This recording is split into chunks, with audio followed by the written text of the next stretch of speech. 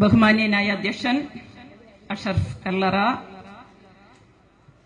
ഈ സമ്മേളനം ഉദ്ഘാടനം ചെയ്ത വെൽഫെയർ പാർട്ടിയുടെ സമുന്നതനായ നേതാവ് റസാഖ് പാലേരി, മറ്റു നേതാക്കളെ, എന്റെ പ്രിയപ്പെട്ട സഹോദരി സഹോദരന്മാരെ, നമുക്കറിയാം കഴിഞ്ഞ വർഷവും ഇതുപോലെ ദുഃഖാർഹമായ ഒരു സാഹചര്യത്തില് പലരും പലയിടങ്ങളിലും വെച്ചുകൊണ്ട് ഇതുപോലുള്ള സമ്മേളനങ്ങൾ നടത്തിയിട്ടുണ്ട്. ഈ സമ്മേളനവും അതിന്റെ ഒരു തുടർച്ചയായിട്ട് തന്നെയാണ് എനിക്ക് കാണാൻ കഴിയുന്നത്. എന്തുകൊണ്ട് ഞാനത് തുടർച്ചയായിട്ട് കാണുന്നു എന്ന് പറഞ്ഞാല് 2006 തുടങ്ങി എന്ന് പറഞ്ഞാൽ ഈ പുലിമുട്ടിന്റെ നിർമ്മാണം പൂർത്തിയായതിനു ശേഷം ഇന്നലെ വരെ 127 അപകടങ്ങൾ മുതലപ്പുഴയുമായി ബന്ധപ്പെട്ടുകൊണ്ടുണ്ടായിട്ടുണ്ട്. അതിൽ തന്നെ നമുക്ക് 73 ജീവനുകൾ നഷ്ടപ്പെട്ടു. കൃത്യമായി പറഞ്ഞാല് ഈ 73 ജീവനുകൾ നഷ്ടപ്പെട്ടിട്ടും നിരവധിയായ സമയങ്ങളിൽ ഓരോ ജീവനുകൾ നഷ്ടപ്പെടുമ്പോഴും പലവിധമായ വാഗ്ദാനങ്ങൾ നമുക്ക് നൽകിയിട്ടുണ്ടെങ്കിലും ആ വാഗ്ദാനങ്ങൾ നാളിതുവരെയായി പാലിക്കപ്പെട്ടിട്ടില്ലെങ്കിൽ അതിന്റെ ഉത്തരവാദികൾ ആരെന്നുള്ളതാണ് എന്റെ ഒരു ചോദ്യം. കൃത്യമായി പറഞ്ഞാല് മരിച്ചവരോ അല്ലെങ്കിൽ കൊലയ്ക്ക് കൂട്ടുനിന്ന ഭരണാധികാരികളോ അല്ല ശരിക്കുള്ള ഉത്തരവാദികൾ. ആ ഉത്തരവാദികൾ ഞാനും നിങ്ങളും അടങ്ങുന്ന പൊതുസമൂഹമാണ്. കാരണം കൃത്യമായി നമുക്കറിയാം, മത്സ്യത്തൊഴിലാളികളെ സംരക്ഷിക്കുന്നതിന് വേണ്ടിയിട്ട്, പ്രത്യേകിച്ച് കടലുമായി ബന്ധപ്പെട്ടുകൊണ്ട് നമ്മളെ സംരക്ഷിക്കുന്നതിന് വേണ്ടിയിട്ട് നിരവധിയായിട്ടുള്ള ഇവിടെ നിയമങ്ങളുണ്ട്. പ്രത്യേകിച്ചും പറയുകയാണെങ്കിൽ ഓഖിക്ക് ശേഷം ഒരു അപകടമുണ്ടായാല് അപകടത്തിൽപ്പെടുന്ന ആളെ കടലിൽ വെച്ച് തന്നെ ചികിത്സിക്കുന്നതിന് വേണ്ടിയിട്ടുള്ള മെറൈൻ ആംബുലൻസ് പോലുള്ള സൗകര്യങ്ങൾ ഇവിടെ ഏർപ്പെടുത്തിയിട്ടുണ്ട്. അങ്ങനെ വിശാലമായ സംവിധാനങ്ങൾ കൃത്യമായ വാക്കുകളിൽ പറഞ്ഞാലുണ്ട്. അത് കൃത്യമായി നടപ്പിലാക്കുന്നതിന് മോണിറ്റർ ചെയ്യാൻ പറ്റുന്ന ചങ്കൂറ്റമുള്ള ഇവിടുത്തെ തൊഴിലാളി പ്രസ്ഥാനങ്ങളോ അല്ലെങ്കിൽ സാമൂഹ്യ പ്രവർത്തകരെ ഇല്ലാത്തതിന്റെ ഫലമാണ് നമ്മളിപ്പോൾ അനുഭവിച്ചുകൊണ്ടിരിക്കുന്നത്. കൃത്യമായി പറഞ്ഞാല് ഈ വാഗ്ദാനങ്ങൾ പാലിക്കാത്ത മുഖ്യമന്ത്രിയുടെ പേരില് ചങ്കൂറ്റത്തോടുകൂടി നിന്നുകൊണ്ട് കൊലയാളിയാണ് നിങ്ങളെന്ന് പറയുവാൻ ചങ്കൂറ്റമുള്ള എത്ര പേര് നമ്മുടെ ഇടയിലുണ്ട്. നമ്മുടെ ഫിഷറീസ് വകുപ്പ് മന്ത്രിയുടെ മുഖത്ത് നോക്കിക്കൊണ്ട് നിങ്ങൾ കൊലയാളിയാണെന്ന് പറയാൻ ചങ്കൂറ്റമുള്ള എത്ര പേര് നമ്മുടെ ഇടയിലുണ്ട്. ആ സമയത്ത് നമ്മൾ നോക്കുന്നത് ആരൊക്കെ ഏത് രാഷ്ട്രീയ പാർട്ടിയിൽപ്പെട്ട ആളാണ് ഞാന്. എന്റെ രാഷ്ട്രീയ പാർട്ടിയിൽപ്പെട്ട ആള് വന്നാല് പൊതുവെ നിന്നുകൊണ്ട് പ്രസംഗിച്ചുകൊണ്ട് അവര് വരുമ്പോൾ കൈകുത്തിങ്ങനെ കൈ തൊഴുത്ത് നിന്നുകൊണ്ട് സംസാരിക്കുന്ന ആളുകളായിട്ട് നമ്മുടെയൊക്കെ നേതാക്കന്മാര് മാറിപ്പോയിട്ടുണ്ട്. ഒരു കാലഘട്ടത്തില് മത്സ്യത്തൊഴിലാളികൾ എന്ന് പറഞ്ഞാല് കേരളത്തിലെ പ്രത്യേകിച്ചും തീരപ്രദേശത്തെ ഒറ്റവർഗമായി നിന്നുകൊണ്ട് പോരാടി ധാരാളം ആനുകൂല്യങ്ങൾ നേടിയെടുത്തിട്ടുള്ള ചരിത്രം നമുക്കുണ്ട്. അത് നമ്മളിപ്പോൾ വാങ്ങിക്കുന്ന ഓരോ ആനുകൂല്യങ്ങൾക്ക് പിന്നിലും പറയുവാൻ ഒരുപാട് ത്യാഗം സഹിച്ചവരുടെ കഥകളുണ്ട്, നമ്മുടെ ഒത്തൊരുമയുടെ കഥകളുണ്ട്. പക്ഷേ ഇപ്പോൾ അതെവിടെയൊക്കെയോ നഷ്ടപ്പെട്ടിട്ട് പോയി. പൊതുവേദിയിൽ വന്നിരുന്നു കൊണ്ട് വളരെ ഇപ്പം CPM-കാരും യോഗം വിളിക്കും, CATU-കാരും അനുശോചനം ഏർപ്പെടുത്തും, ATUC-കാരും അനുശോചനം രേഖപ്പെടുത്തും. എന്താണ് പ്രവൃത്തിയിൽ ഇവിടെ നടക്കുന്നതെന്നുള്ളതാണ്.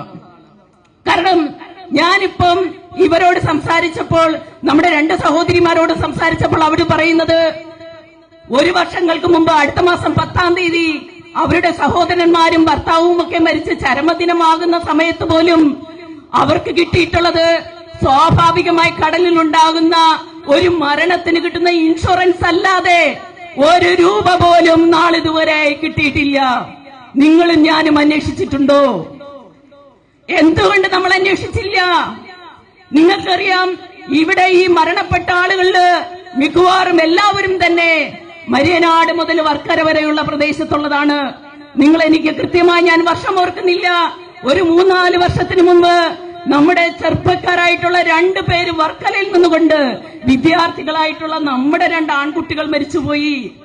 ഇവർക്കെല്ലാവർക്കും സ്വപ്നങ്ങളുണ്ട്, കുടുംബങ്ങളുണ്ട്. ഈ കുടുംബങ്ങളെ നിലനിർത്തുന്നതിന് നിങ്ങളും ഞാനും എന്ത് ചെയ്തിട്ടുണ്ട് എന്നുള്ളതാണ്. അതുകൊണ്ട് എന്റെ പ്രിയപ്പെട്ടവരെ, ഇപ്പൊ പറയുന്നു അവിടെ എന്തോ മണ്ണെടുത്തു മാറ്റുന്നുണ്ടോ എന്നുള്ളതാണ്. പക്ഷെ നമുക്കറിയാം ആ ടെക്നോളജി ആ രീതിയിലല്ല വ്യവസ്ഥ ഉണ്ടാക്കിയിട്ടുള്ളത്.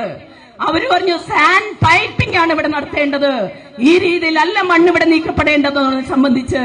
കഴിഞ്ഞ ദിവസം ഈ 2 ദിവസത്തിനു മുമ്പ് അപകടത്തിൽപ്പെട്ട ഒരാൾ, രക്ഷപ്പെട്ടു വന്ന ഒരാൾ പറയുന്നു, ഞങ്ങൾക്ക് നീന്തി കരയിലേക്ക് വരാൻ ലൈറ്റ് പോലും ഉണ്ടായിരുന്നില്ല, എങ്ങോട്ടേക്ക് നീന്തണം, കര ഏതാണെന്ന് കാണാൻ കഴിയുന്നില്ല എന്നുള്ളതിനെ സംബന്ധിച്ച് എത്ര മോശമായിട്ടാണ് നമ്മളെ സർക്കാർ കാണുന്നത്.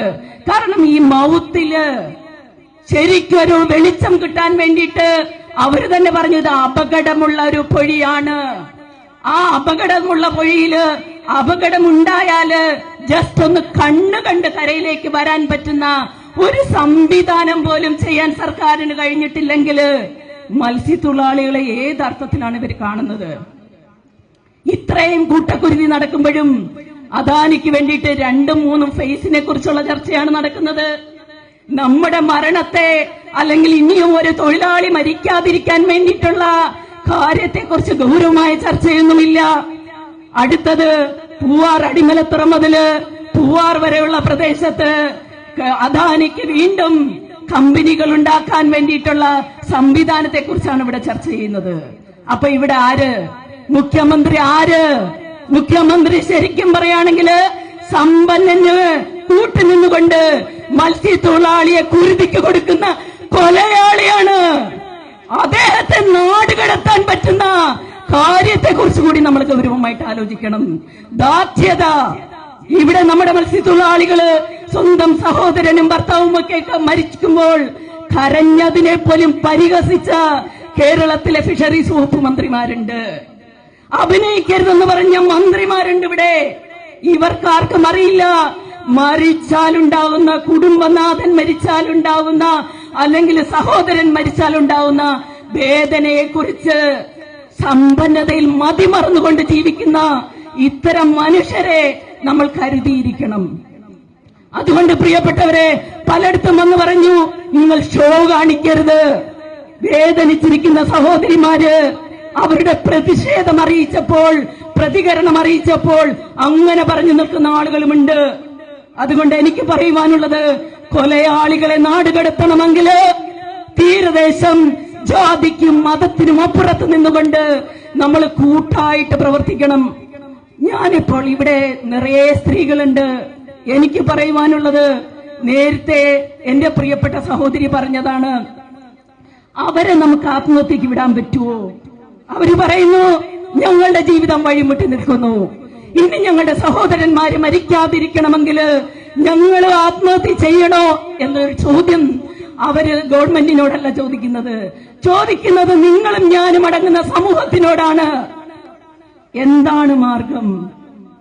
എന്താണ് നമുക്ക് അവർക്ക് മറുപടി കൊടുക്കുവാനുള്ളത്? ഇനിയും ഒരു സഹോദരൻ മരിക്കാതിരിക്കണമെങ്കിൽ നാളെ തുടങ്ങി, അല്ലെങ്കിൽ ഈ മീറ്റിംഗ് അവസാനിക്കുന്നത് തുടങ്ങി കർമ്മനിരതരായി ഇവർക്കൊപ്പം നിൽക്കാൻ കഴിയുന്ന ഒരു പടയെ സൃഷ്ടിക്കാൻ വെൽഫെയർ പാർട്ടിക്കാകണം എന്നുള്ളതാണ് എനിക്ക് പറയുവാനുള്ളത്.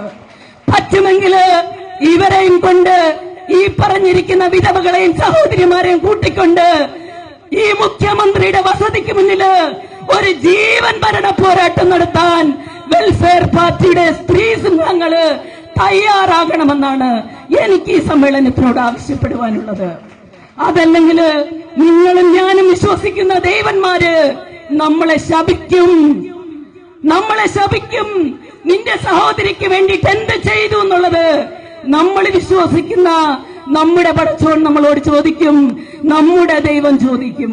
അതുകൊണ്ട് പ്രിയപ്പെട്ട സഹോദരിമാരെ, എനിക്ക് പറയുവാനുള്ളത്, വെൽഫെയർ പാർട്ടിയോടും കൂടി എനിക്ക് പറയുവാനുള്ളത്, ഈ കൊല ചെയ്ത കൊലയാളികളെ തുറുങ്കിലടയ്ക്കുന്നതിന് വേണ്ടിയിട്ടുള്ള നിയമ പോരാട്ടം നടത്താൻ വെൽഫെയർ പാർട്ടി തയ്യാറാവണം. അതുപോലെ സ്ത്രീകളായിട്ടുള്ള നമ്മൾക്കും നിയമ പോരാട്ടത്തോടൊപ്പം ഈ പറഞ്ഞിരിക്കുന്ന അമ്മമാരുടെ കൂടെ ഇനി ഒരു സഹോദരൻ കൂടി മരിക്കാതിരിക്കുവാൻ വേണ്ടിയിട്ടുള്ള ശക്തമായ പ്രതിഷേധവുമായി നമ്മൾ മുന്നോട്ട് പോകണം. ഇവിടെ നേരത്തെ പറഞ്ഞതുപോലെ മുതലപ്പൊഴി അടച്ചാൽ ഉണ്ടാകുന്ന പ്രശ്നങ്ങൾ പലരും എന്നോട് ചോദിച്ചു.